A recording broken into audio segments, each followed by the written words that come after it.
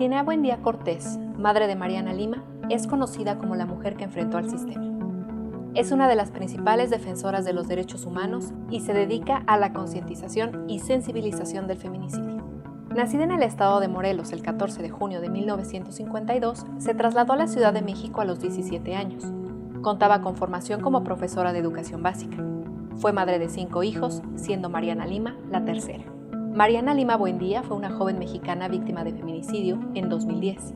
Su caso se convirtió en un símbolo de la lucha contra la impunidad en México, derivado de la incansable búsqueda de justicia de su madre, Irinea Buendía. Inicialmente, las autoridades calificaron su muerte como suicidio, pero años después, la Suprema Corte de Justicia de la Nación reconoció que se trató de un feminicidio y estableció un precedente histórico que obliga a investigar toda muerte violenta de mujeres con perspectiva de género. El caso de Mariana Lima Buendía transformó el sistema judicial mexicano, con una sentencia histórica que impulsó el reconocimiento del derecho de las mujeres a una vida libre de violencia y sentó un precedente fundamental en la investigación de los feminicidios. Como contexto, Mariana Lima se trasladó a Chimalhuacán, Estado de México, para realizar su servicio social, donde conoció al policía Julio César Hernández Ballinas. Durante los primeros 18 meses de su matrimonio, Julio César ejerció violencia física, psicológica, sexual y económica contra ella. Por esta razón, Mariana intentó dejarlo en varias ocasiones. Irinea Buendía investigó el caso de su hija por sus propios medios, enfrentando amenazas y atentados contra su familia. Sin embargo, gracias a su persistencia, en 2015 logró que se reabriera el caso y se reclasificara como feminicidio, obteniendo así una condena de 70 años de prisión para el responsable. Por su incansable labor, ha recibido diversos reconocimientos en materia de derechos humanos. La Organización de las Naciones Unidas y Amnistía Internacional la han incluido como imagen en sus campañas de concientización sobre la violencia contra las mujeres y el feminicidio.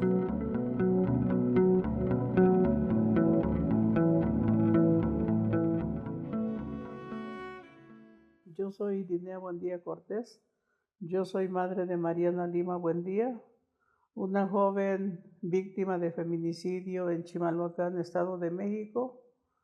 Soy defensora de derechos humanos de mujeres de todas las edades y mi lucha empieza el día que mata con violencia a mi hija Mariana Lima Buendía, su esposo, un policía judicial del Estado de México.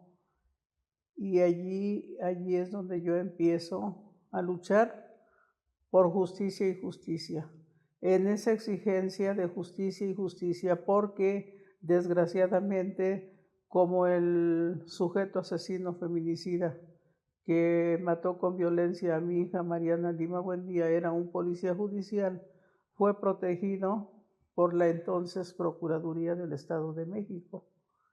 Mi hija Mariana Lima Buendía era una joven abogada que había estudiado en la Universidad Nacional Autónoma de México. Llega al municipio de Chimalhuacán a hacer su servicio social. Allí es donde conoce a este sujeto policía judicial, Julio César Hernández Ballinas. Inician una relación de amistad, más tarde de noviazgo. Para el 13 de diciembre del 2008 se casa con él, sin saber que en ese momento iniciaba una vida de extrema violencia. De todas las violencias habidas y por haber hubo en esa relación. Mi hija se separa de él en varias ocasiones. Él le hablaba a los 2 o 3 días de que ella se separaba de él y regresaba. Inicialmente dijo que se iba a dar la oportunidad de ver si podía funcionar ese matrimonio. Después ya cuando empezó a maltratarla físicamente y de todas las violencias, sexual, psicológica, económica, patrimonial, entonces ya después empezó a tenerle miedo. Obviamente ya no regresaba tan convencida de seguir con esa relación, pero bajo las amenazas que él le lanzaba, pues obviamente tenía que regresar. Le decía que si no regresaba la metería a la cisterna, porque allí en la cisterna ya tenía 2 o 3 viejas que había metido porque no habían aprendido a tratarlo como él se merecía, que a él nadie le hacía nada porque por eso era policía judicial, y de esa forma es como él la obligaba a que regresara. En el mes de octubre del 2009 y en febrero del 2010, él me habla por teléfono para decirme que la iba a matar, que yo ya no la iba a volver a ver. A mí me da mucho coraje y le digo que qué era lo que tenía en la cabeza, que qué estaba pensando. En ese momento yo supongo que regresaba mi hija, le quitaba el teléfono porque me hablaba del teléfono de mi hija. Yo supongo que se lo quitaba, no lo veía porque no estaba yo con ellos. Y me preguntaba mi hija Mariana qué era lo que me estaba diciendo. Yo lo que le preguntaba era que si estaba bien, ella me decía que sí, y finalmente pues seguía transcurriendo esa violencia. Entonces, el 28 de junio del 2010, mi hija llega a mi casa porque la iba a dejar constantemente porque empezaron a trabajarle 4 albañiles y como allí en su casa, y como el hombre era muy celoso, no podía dejarla allí en su casa. Entonces la llevaba a mi casa y estaba conmigo, había veces que pasaba por ella, había veces que se iba sola, y así llega el 28 de junio y me dice que ya no iba a seguir con esa relación, que era la última vez que le ponía la mano encima, que ya había buscado un abogado para que la divorciara, y de esa forma ese día 28 de junio empieza a hacer su proyecto de vida en donde Julio César Hernández Ballinas ya no entraba.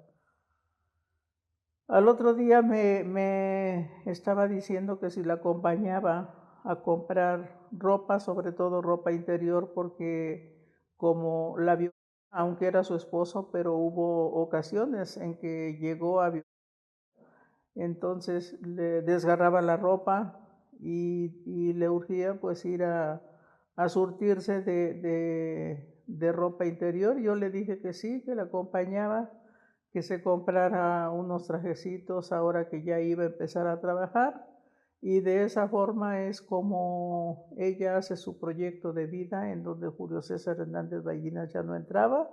Sale de mi casa a las 12:30 del día del 28 de junio del 2010. Me dijo que iba a ir al centro de justicia a levantar una denuncia. Más que nada sabía que no le iban a hacer algo a él porque así se lo había manejado siempre, pero para que quedara como antecedente, va y levanta esa denuncia, regresa a su casa, empieza a hacer sus maletas y entonces yo quiero suponer, porque no lo miré, quiero suponer que alguno de los 4 albañiles o posiblemente los 4 le hayan avisado que ya estaba ahí mi hija. ¿Por qué sé que llegó a ese lugar? Porque las vecinas de allí la vieron, inclusive fue a la tienda a comprar un refresco, le habló por teléfono a la hora en que estaba a otra amiga que ella tenía allí en Chimalhuacán, le dijo que fuera por ella para que ya se regresara a mi casa, pero ese día su amiga estaba en el centro haciendo compras y no pudo acompañarla. Entonces, ese día cuando salió de mi casa a las 12:30 me dijo: a las 3 de la tarde estaré comiendo aquí con ustedes. Ya no regresó. Entonces lo que yo me imaginé fue que se habían dado otra oportunidad de seguir con esa relación de matrimonio para ver si funcionaba, sin imaginarme siquiera que le estaba quitando la vida, porque la mata desde el 28 de junio tarde-noche, y es tan vil y tan cobarde que duerme con el cuerpo de mi hija. Empieza a manipular el lugar de los hechos, era policía, sabía lo que tenía que hacer, y finalmente arregla allí la recámara como él consideró que tenía que haber quedado, baña el cuerpo moja el cuerpo de mi hija, lo dejó había 2 tambos grandes en el baño, porque allí no había agua potable, tenían que subir mi hija tenía que subir el agua con la manguera que llegaba en la noche con fuerza y subía el agua a los tambos, tenían que estar esos tambos llenos siempre porque era la que usaban para el baño y para bañarse.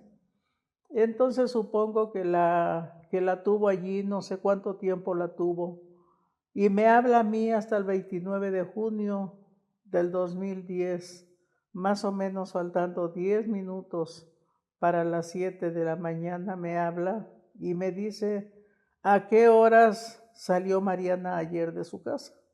Yo no sabía por qué me preguntaba. Yo no me imaginaba siquiera qué era lo que había hecho y yo le dije, ¿por qué?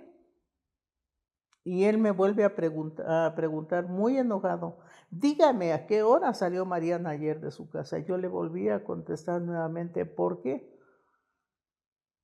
Y, y entonces en ese momento yo no sabía que él quería armar su coartada. Yo no lo sabía, pero más adelante, por todas las declaraciones que hizo y por todo lo que hubo, entonces comprendí que por eso me preguntaba a qué horas había salido Mariana de mi casa un día antes. Y yo no le dije, cuando él no pudo sacarme la hora en que mi hija había salido de mi casa, me dijo, es que Mariana se ahorcó. Entonces yo me quedé así como pasmada, a pesar de que ya en octubre del 2009 y en febrero del 2010 él me había dicho que la iba a matar, pero yo me quedé en shock y lo único que atiné a contestarle, a decirle, ya la maté, y él se quedó callado. No dijo absolutamente nada, se quedó callado. Y para mí, el que calla, otorga. Entonces, cuando vi que ya no me contestó absolutamente nada, pasó un rato y aventé el teléfono. Era un teléfono fijo, yo no tenía teléfono celular.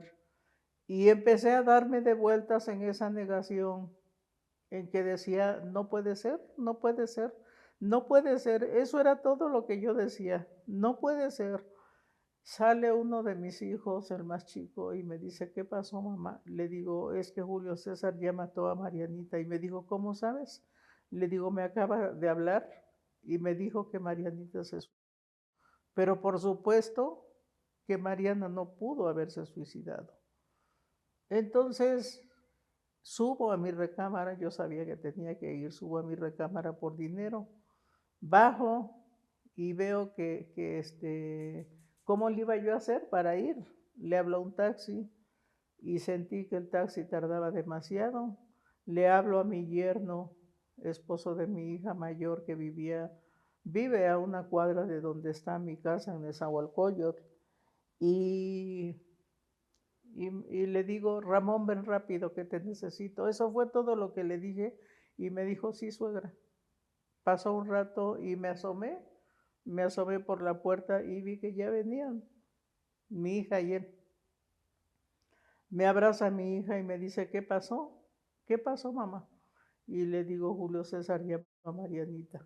Y me dijo, ¿cómo sabes? Y le dije, es que me acaba de hablar. Y, y dice, a lo mejor no es cierto, ya ves que en otras 2 ocasiones te ha hablado y ha fanfarroneado y no ha pasado nada, no sé. Entonces llega en ese momento el taxi, mi yerno lo despide y empieza a sacar su carro que lo guardaban allí en mi casa y nos vamos. Nos vamos, pues yo iba pidiéndole a Dios, yo siempre he creído mucho en Dios, iba pidiéndole a Dios que no fuera cierto, pero llegamos a la casa donde vivía mi hija, estaba la casa sola, aparentemente estaba la casa sola, no estaba Julio César, entramos, tan es así que entramos, el zaguán estaba abierto, la puerta que da acceso a las habitaciones estaba abierta también. Subí inmediatamente las escaleras, no sé quién iba atrás de mí, no sé en qué posición iba, yo iba hasta adelante. Y subiendo las escaleras, pues sí, estaba la recámara, la recámara principal donde mi hija dormía. Y sí, efectivamente, mi hija estaba sin vida. Pero en ningún momento nosotras la vimos ni colgada, ni suspendida, ni mucho menos. Estaba acostada en la cama, haga de cuenta que esta es la cama, estaba del lado derecho, del lado izquierdo había 2 toallas mojadas, estaba su teléfono celular, estaba el control de la televisión, como si mi hija hubiera dicho antes de suicidarme, voy a ver la Rosa de Guadalupe, voy a ver el último programa, ya me voy a matar. No era la forma que mi hija tenía para hacer sus cosas. Y entonces cuando la veo que tenía el cuerpo todo golpeado completamente, el pelo se veía que lo tenía revuelto como cuando se lo seca uno con la toalla, lo tenía más o menos así de largo. Las plantas de los pies y las palmas de las manos las tenía arrugadas como cuando uno tarda mucho tiempo en el agua, blancas completamente. Yo le preguntaba al Ministerio Público que si mi hija acaso andaba volando, no en ese momento, sino más adelante. Yo le preguntaba eso, ¿acaso mi hija anduvo volando? El piso estaba sucio, no había chanclas, no había zapatos, no había nada.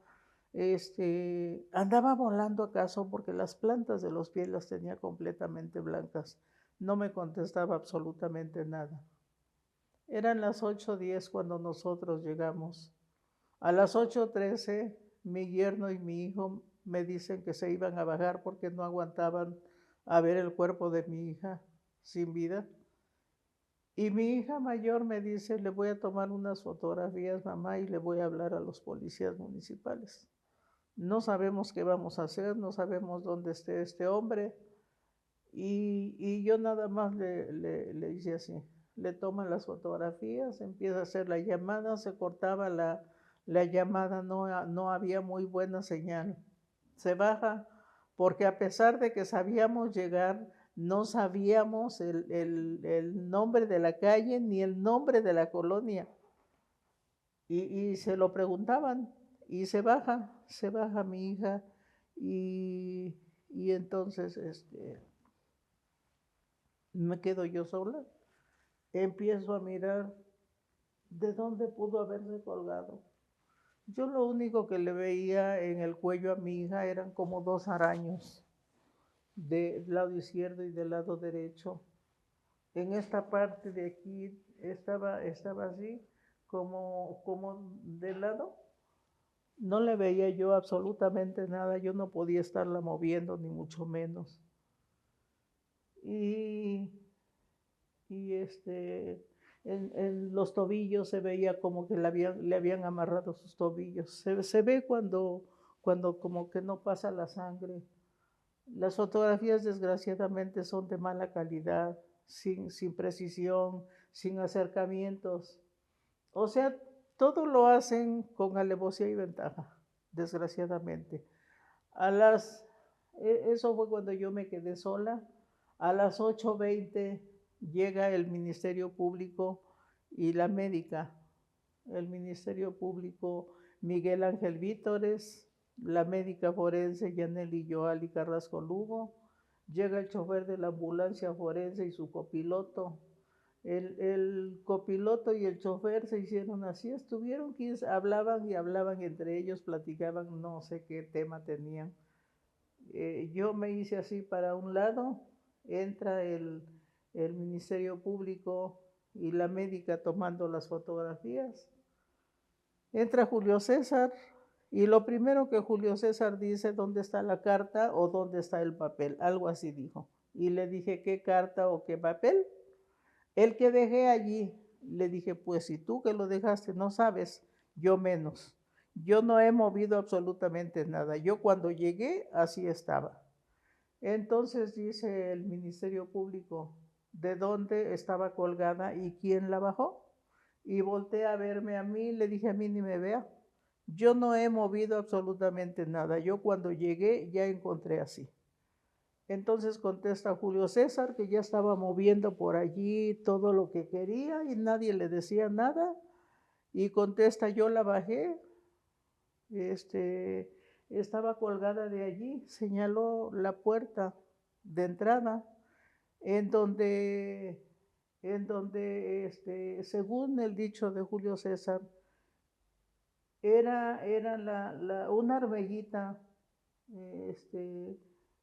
con un cordón de 5 milímetros de diámetro, que yo lo conozco como macramé, que servía para la cortina. Tenía 60 centímetros que colgaban. Según el dicho de Julio César, dijo que de allí se había colgado. 5 milímetros de diámetro medía ese cordón. Era una aberración, era imposible que de un cordón de ese grosor mi hija se hubiera podido colgar, cuando que mi hija pesaba 66 kilos. Entonces le dice, ¿y por qué la bajaste? Tú no eres ni médico ni perito. ¿Por qué la bajaste? Tú no eras más que un policía judicial. Ay, que quería que la dejara allí, pero le tomé 2 fotografías y le enseña el teléfono celular, en donde mi hija se veía que estaba sentada así como estoy sentada yo, esta parte recargada en la pared, y yo cuando la vi, esta parte de aquí, si estuvo haciendo presión 10 horas, más de 10 horas, no se le notaba absolutamente nada. Es una vil mentira la que él dijo. Aparte de eso, si yo ahorita me levanto y les enseño cómo me quedó toda esta parte de la pierna, del muslo, las nalgas, tengo señales de que estoy sentada y se restablece por la circulación de la sangre. Mi hija no tenía absolutamente ninguna señal de que hubiera estado sentada en ese buró. Pero según el dicho de este sujeto asesino feminicida, dijo que así la había encontrado. Era imposible que, como él dice, con ese cordón, yo hice pruebas de resistencia más adelante, en donde ese cordón solamente aguantaba 14 kilos y medio.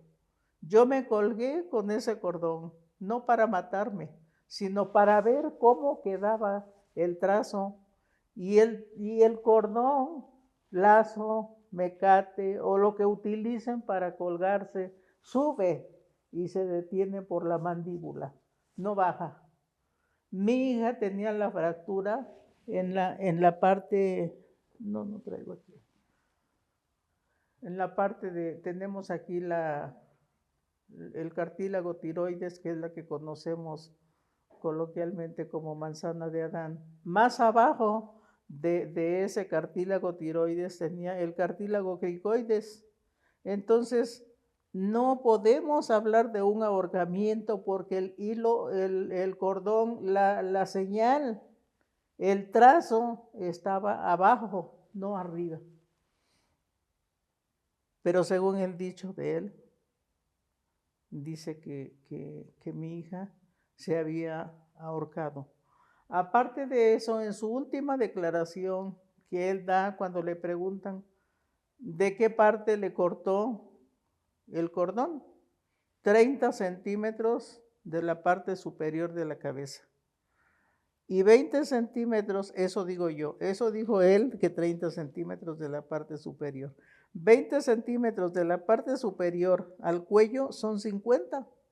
60 que colgaban 1,10. Mi hija medía 1,60. Entonces eran 2,70. Entonces, del piso a donde estaba la armella eran 2,13.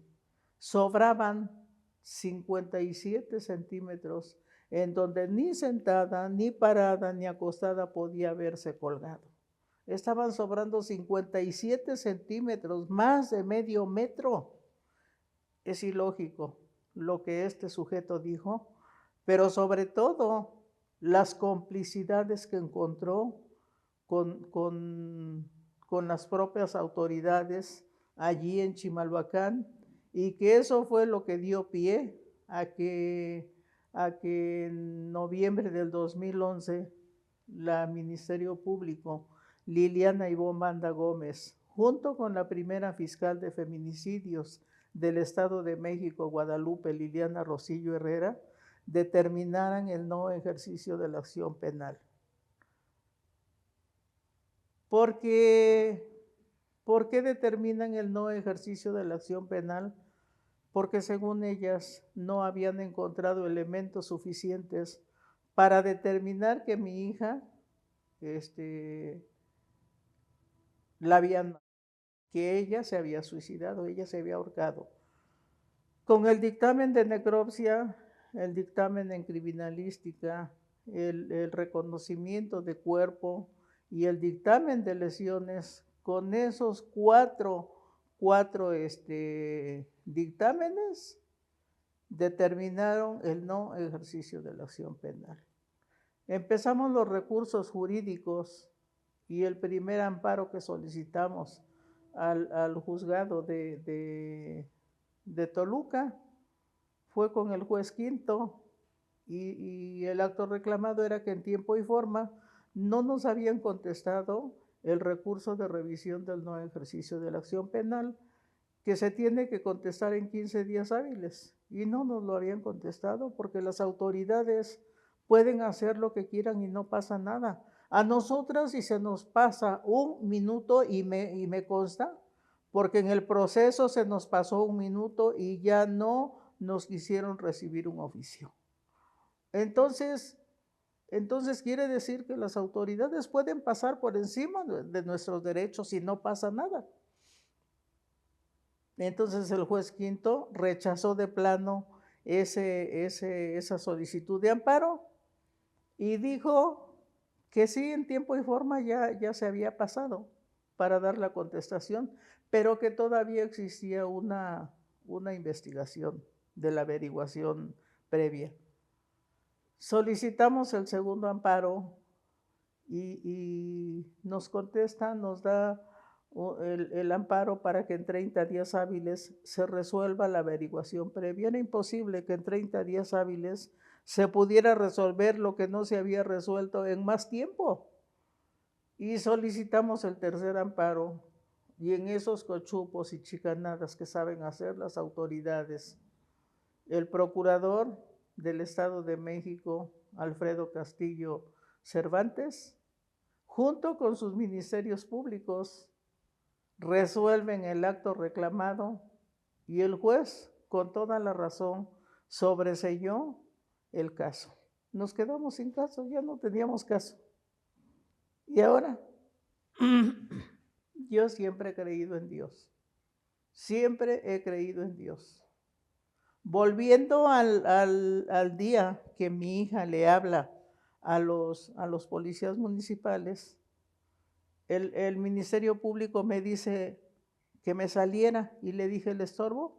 Me dijo, es que está muy pequeño el lugar, no podemos hacer las diligencias, y me salgo. En el baño vi cuchillos recargados en la pared, y veo que empieza a bajar, sale Julio César y empieza a bajar las escaleras.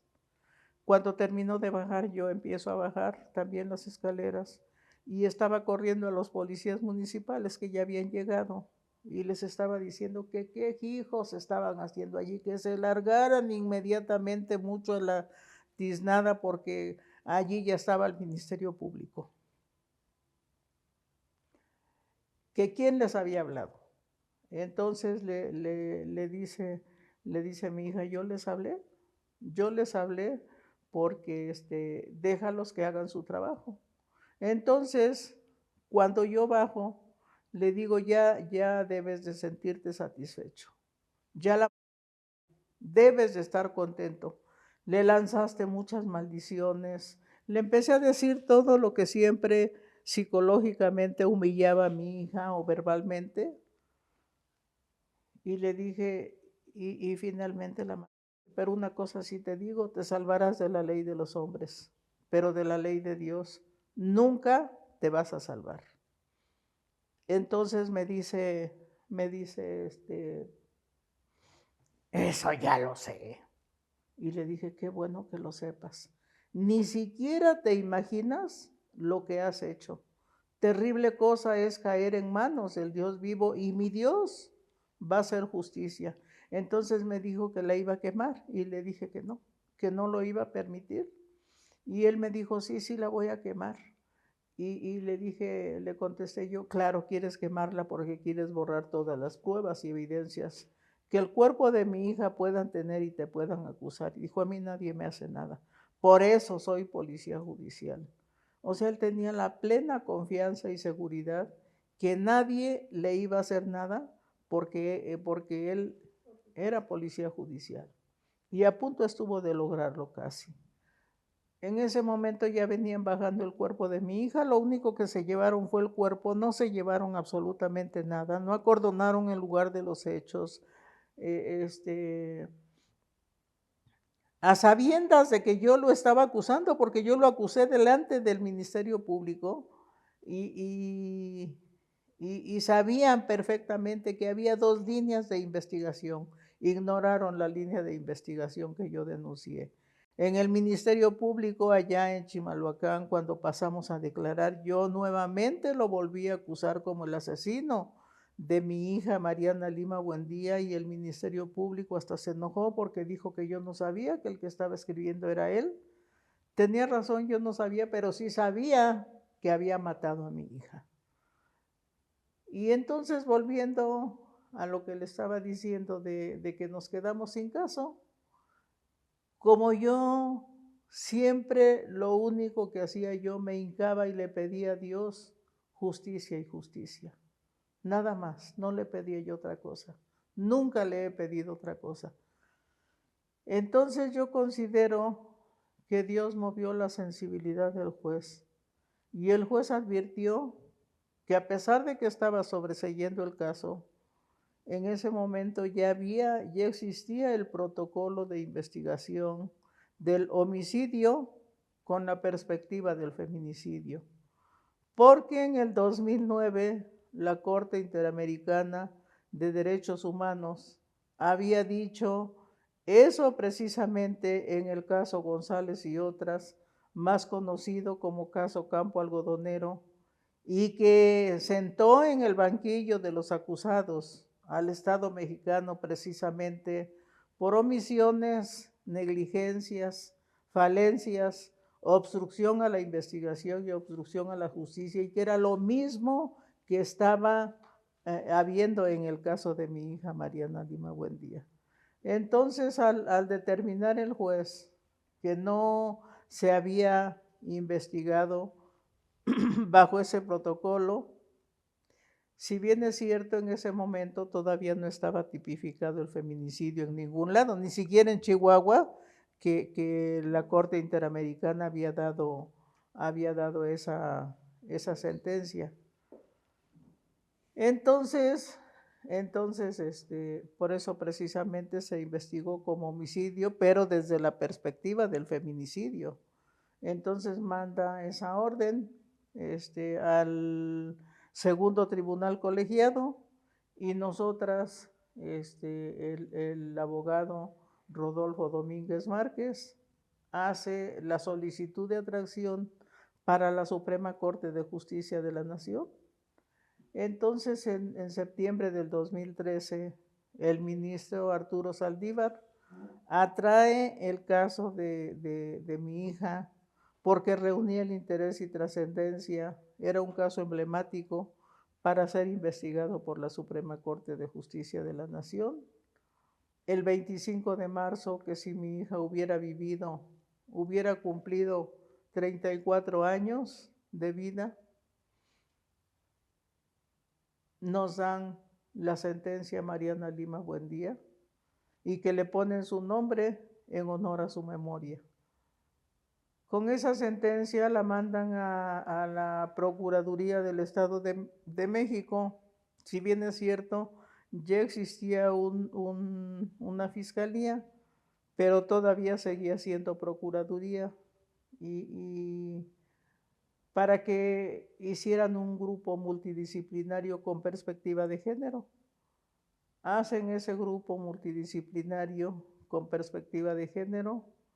En septiembre del 2015 exhuman el cuerpo de mi hija y 3 médicos forenses, un médico de servicios periciales de la Procuraduría General del Estado de México, otro médico forense de servicios periciales de la Procuraduría General de la República y un médico internacional, hacen ese dictamen en donde determinan que mi hija Mariana Lima Buendía no se había suicidado, no se había ahorcado, sino que había muerto con violencia por asfixia mecánica por estrangulación armada. Me temo, hacen más de 60 dictámenes, lo que 20 ministerios públicos, más de 20 ministerios públicos, 4 fiscales de género, 2 subprocuradores, 2 gobernadores no habían podido descubrir que a mi hija la habían matado con violencia. Finalmente estaban esos 3 médicos diciendo que mi hija no se había suicidado. Entonces, en 15 meses terminan esa investigación, consignan ante el juez primero de lo penal de Nezahualcóyotl Bordo, metemos más de 60 dictámenes, un dictamen de un criminólogo, lo que determina es que Julio César Hernández Ballinas tiene criminalidad alta con tendencias a matar. Le hacen la batería completa de psicológica, en donde todos los más de 60 dictámenes y testimoniales apuntaban a que él es muy violento, es un hombre misógino. Entonces, obviamente no decían, él es el asesino, porque eso todavía con la presunción de inocencia en el proceso se tenía que determinar, que encontrar su responsabilidad. Y entonces el juez primero de lo penal, en el momento de que consignan ante él, da la orden de aprehensión. El 23 de junio del 2016, Julio César es aprehendido. Pide duplicidad de término porque dice que es inocente. Le dan esa duplicidad de término, pues porque así lo contempla la ley, pero no puede demostrar su inocencia porque no es inocente. No puede demostrar su inocencia y el 29 de junio del 2016 le dan el auto de formal prisión, iniciándose de esa forma el proceso, en donde hasta 6 años más tarde, que había matado con violencia a mi hija, logramos que se iniciara ese proceso. Pues proceso al que todavía nos teníamos que enfrentar por la presunción de inocencia, en donde no podemos decir en ese momento que él es el asesino. Yo sí lo decía porque yo sabía que a él mismo se lo decía yo siempre, que él era el asesino de mi hija, que él la había matado con violencia. Y finalmente es el cordón que yo presenté, que es de 5 milímetros de diámetro, si bien es cierto, no es el objeto constrictor. El objeto constrictor obviamente que él lo tuvo que perder por la pérdida de la cadena de custodia que las autoridades hicieron. Él presentó otro cordón de 7 milímetros de diámetro. Tampoco ese cordón resistió, solamente resistía 52 kilos. Entonces fueron más de 60 dictámenes los que se ingresaron en ese proceso que duró 7 años, nos cambiaron 9 jueces y el 6 de marzo del 2023 le dan sentencia condenatoria por 70 años. En septiembre, el 25 de septiembre, reconfirman la sentencia los magistrados del Tribunal de Alzada, reconfirman esa sentencia de 70 años de cárcel para Julio César Hernández Ballinas, porque lo encontraron responsable de haberle dado muerte a mi hija, muerte violenta a mi hija Mariana Lima Buendía por asfixia mecánica por estrangulación armada.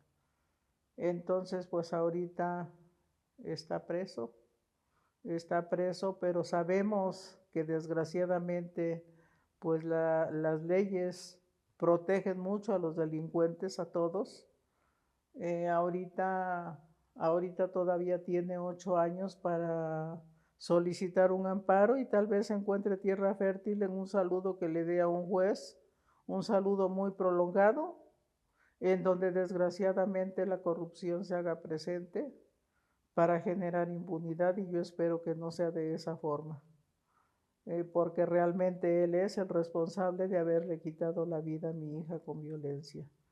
Entonces, viendo yo que cuando matan a mi hija con violencia, en el 2010 eran 3 o 4 mujeres que mataban con violencia, y cuando le dan sentencia condenatoria a este sujeto, ya eran más de 13 mujeres las que mataban con violencia cada 4 horas.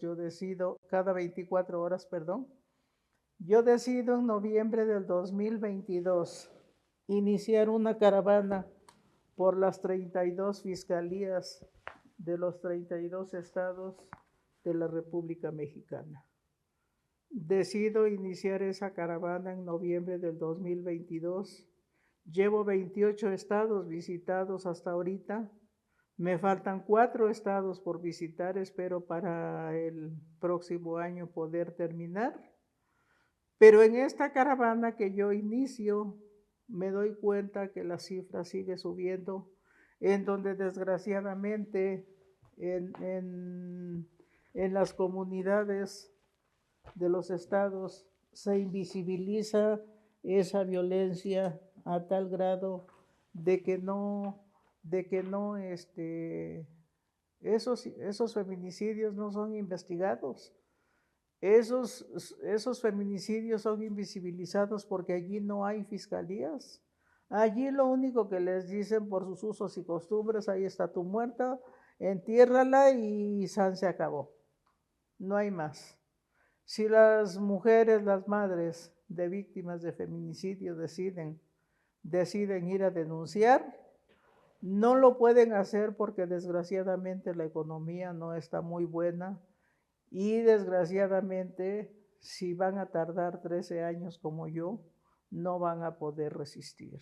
La fuerza que saqué es de haber visto a mi hija el día que la vi sin vida, acostada en esa cama, a sabiendas de que mi hija no se había quitado la vida, de cómo la encontré todo el cuerpo completamente golpeado, desde la cara hasta los pies, en donde estoy segura que este sujeto asesino feminicida, Julio César Hernández Ballinas, la violó por la forma en cómo la dejó, de cómo tenía moretones en la entrepierna de las 2 piernas, pero desgraciadamente por la negligencia y complicidad de las autoridades de Chimalhuacán, Estado de México, no pudimos obtener más datos. Entonces, de allí es donde yo saco la fuerza, y yo le prometí a mi hija, y no importa que ya no tuviera vida, su cuerpo hablaba. Su cuerpo hablaba de la violencia extrema que había vivido los últimos minutos de vida. Es terrible ver el cuerpo de nuestras hijas, cómo estos sujetos asesinos feminicidas las dejan y no les importa, no les importa. De allí es donde yo saco la fuerza, en esa promesa que tengo que cumplir, porque mi palabra que yo le di, tenía yo que cumplirla. Yo no necesito firmar nada, desgraciadamente. Por eso es que yo hago esta propuesta de ley que lleve su nombre, Mariana Lima Buendía, en donde se tengan que usar los parámetros para juzgar con perspectiva de género, en donde la sentencia de la Suprema Corte de Justicia de la Nación dan los 3 efectos que son muy importantes para que haya una investigación en esas muertes violentas de mujeres, y que el primero es investigar con perspectiva de género todas las muertes violentas de mujeres en las 32 fiscalías de los 32 estados de la República Mexicana, incluidos suicidios y accidentes, para poder acreditar que se trata de un feminicidio. El segundo efecto es que se tiene que sancionar a los servidores públicos corruptos, omisos, negligentes, que cometen falencias y que obstruyen la investigación y obstruyen la justicia. Y el tercer efecto es reparar el daño realizado por las autoridades e impulsar un cambio cultural a partir de la adopción de medidas progresivas específicas para modificar patrones culturales y fomentar la educación y capacitación de los 3 niveles de servidores públicos en cuanto a la perspectiva de género. Cuando dice fomentar la educación, yo ahora que entró Claudia Sheinbaum, yo le he pedido por diferentes medios que nos reciba para poder tener una conversación con ella, en donde ella como presidenta, si realmente quiere acabar con la violencia hacia las mujeres de todas las edades, tiene que cambiar el plan de estudios, hablar con el secretario de Educación Pública y que se tenga que incluir la perspectiva de género como clase y los derechos humanos desde el preescolar hasta la universidad. De otra forma, si ella quiere, por medio de todo lo que dice que ya hizo y que finalmente lo hemos hecho nosotras como madres, desde el primer momento en que nosotras iniciamos ese camino, en donde hacíamos marchas del Ángel de la Independencia hacia el Zócalo, y toda la avenida Reforma nos iban haciendo recordatorios familiares, y eso nunca nos limitó, ni tampoco impidió que siguiéramos en esa exigencia de justicia y justicia, porque nada nos han regalado. La deuda con nosotras como madres de víctimas de feminicidio, y ahora con las madres de víctimas de desaparición, y que muchas desapariciones culminan en feminicidios también, somos las que hemos hecho camino en esa exigencia de justicia y justicia. Entonces, si ella realmente quiere terminar con esa violencia hacia las mujeres, en donde tenga que atender, prevenir, sancionar y erradicar esa violencia, tiene que cambiársele el chip tanto a hombres como a mujeres, porque dicen que desde que el mundo es mundo, el poder, el control y el mando lo ha tenido el hombre. A mí no me interesa tener ni el poder, ni el control, ni el mando. Yo lo que exijo es un respeto hacia los dos, hacia el hombre y hacia la mujer. ¿Por qué? Porque habiendo respeto, no puede entrar esa violencia, en donde desgraciadamente hasta ahorita no se ha podido hacer absolutamente nada, a pesar de que solicitamos la alerta de violencia de género. En ningún estado hay ningún promocional que le indique a las mujeres qué es esa alerta de violencia de género. Las mujeres no saben de qué se trata. ¿Qué mensaje le daría a todas las mujeres que están siendo violentadas? Pues que se informen, que no guarden silencio, que levanten la voz, porque sí hay, yo no sé si haya todavía personas que no sepan leer. Yo lo que veo es que la mayoría de personas tiene un teléfono celular. Puede ser que en las comunidades, puede ser que sí haya personas que no saben leer. Ese es, desgraciadamente, con lo que nosotras no podemos contar, digamos, en apoyo a esas mujeres que no saben leer, porque tendríamos que llegar con ellas a las comunidades y desgraciadamente en las comunidades nadie quiere trabajar. Y nadie quiere trabajar porque hay muchas carencias en donde es difícil poder estar. Hay muchas carencias, hay muchas violencias, hay mucho de todo. Entonces, no es fácil poder estar en una comunidad. ¿Cómo salvamos a esas mujeres? ¿Cómo las salvamos si muchas veces tampoco ellas quieren salir? Sí hay, digamos, refugios en donde puedan estar, pero tampoco quieren salir. Entonces es muy difícil a lo que nos enfrentamos, pero finalmente la presidenta, como presidenta que es, debe de buscar políticas públicas para poder ayudar a todas esas mujeres que están en riesgo finalmente, que su vida está en peligro, porque no es nada más de decir, ay, pues no va a pasar nada, pues no es de que no va a pasar nada, sí pasa y desgraciadamente pues eso es lo que queda, que llega a la culminación pues es desgraciadamente el feminicidio.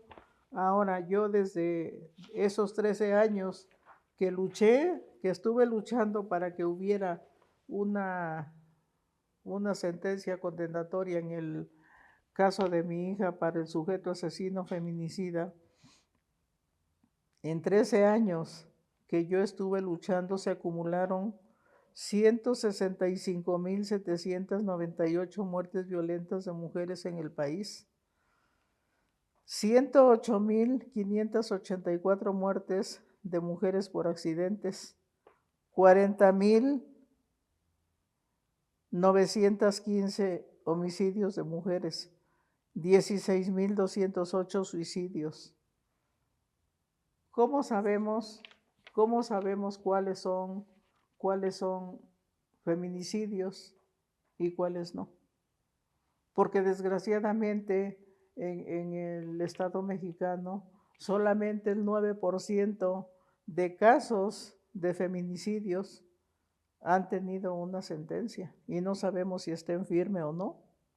Entonces, ¿qué está pasando con ese 91% de casos que muchas veces dicen que son homicidios dolosos? Porque desde el 2018 el fiscal general de la República dijo que las muertes violentas de mujeres se iban a investigar ahora, en ese momento que lo estaba diciendo él, en el 2018, se iban a investigar como homicidios dolosos, ya no como feminicidios. Porque sí, el señor es el fiscal general de la República, pero él no puede llegar a cambiar ni los protocolos, ni las leyes. Entonces, el protocolo dice que toda muerte violenta de mujeres se tiene que investigar con perspectiva de género para poder acreditar si se trata de un feminicidio, incluidos los suicidios y accidentes en las 32 fiscalías de los 32 estados de la República. No dice, pues hay como puedan investigarlos, así los investigan. A pesar de que no está en el Código de Procedimientos Penales que se investigue de esa manera, todas las fiscalías se alinearon y todas las fiscalías echaron a vuelo las campanas y dijeron el feminicidio ha bajado, la cifra ha bajado. No es cierto. No es cierto porque siguen habiendo más feminicidios todavía.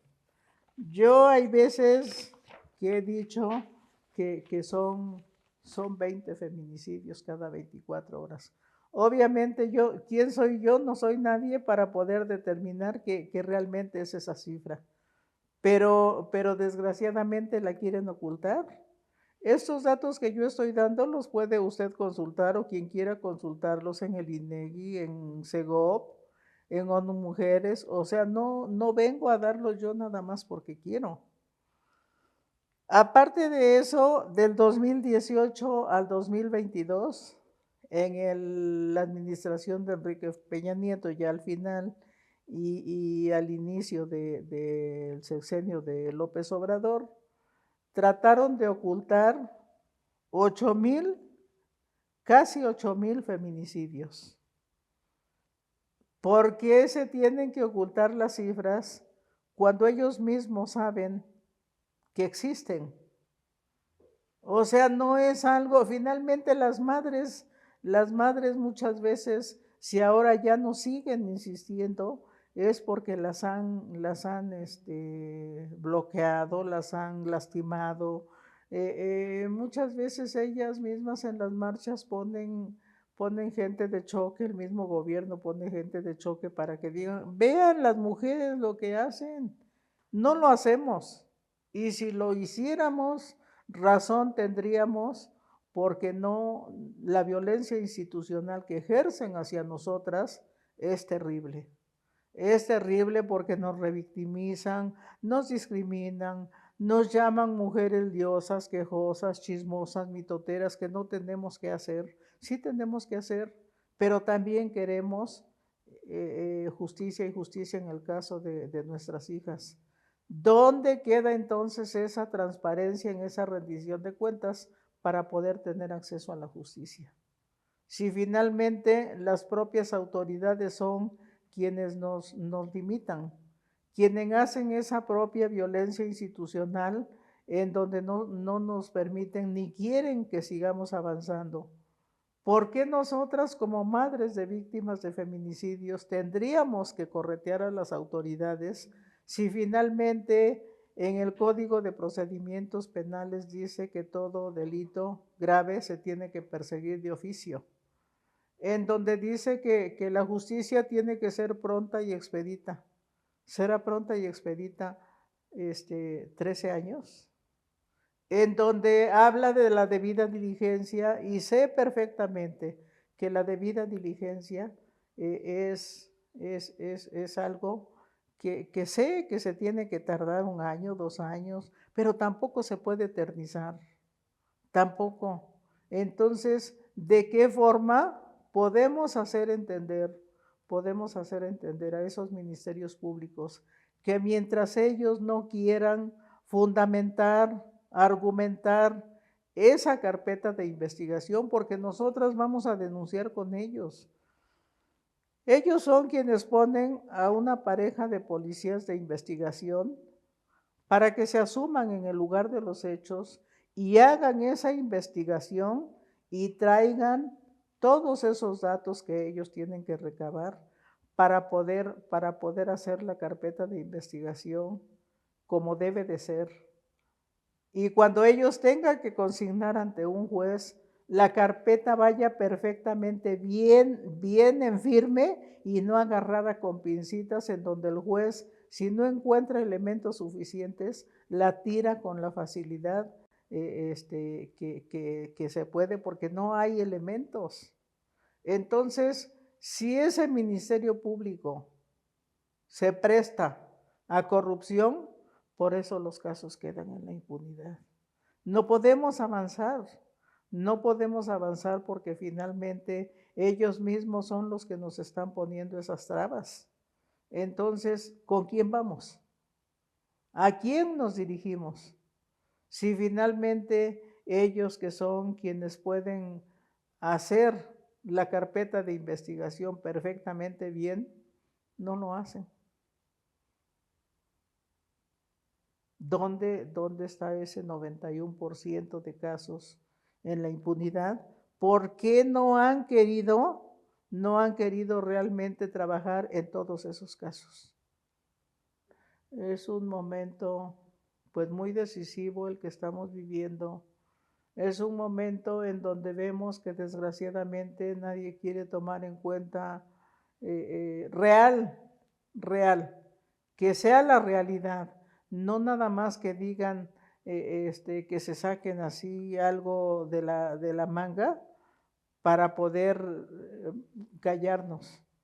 Entonces, la verdad es de que nosotras tenemos que luchar porque primero matan a los sujetos asesinos feminicidas, primero matan con violencia a nuestras hijas y después la propia autoridad nos sigue matando a nosotras cuando nos niega ese acceso a la justicia.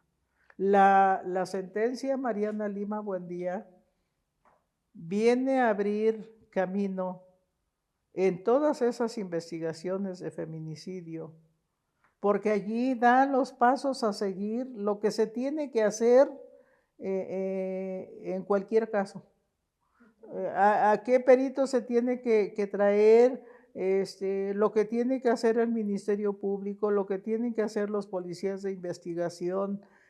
Por eso digo yo que esa sentencia, Mariana Lima Buendía, es como si fuera un libro de bolsillo, pero nadie la quiere leer. Les cuesta trabajo poder leer una sentencia de 215 páginas. Entonces, ¿de qué forma les va a llegar el conocimiento si no quieren leer? ¿De qué forma van a poder armar una carpeta de investigación si no quieren ver los pasos que hay que dar? Y ellos no lo saben, tan no lo saben, que ahí tenemos los resultados. 91% de casos en la impunidad. ¿Por qué?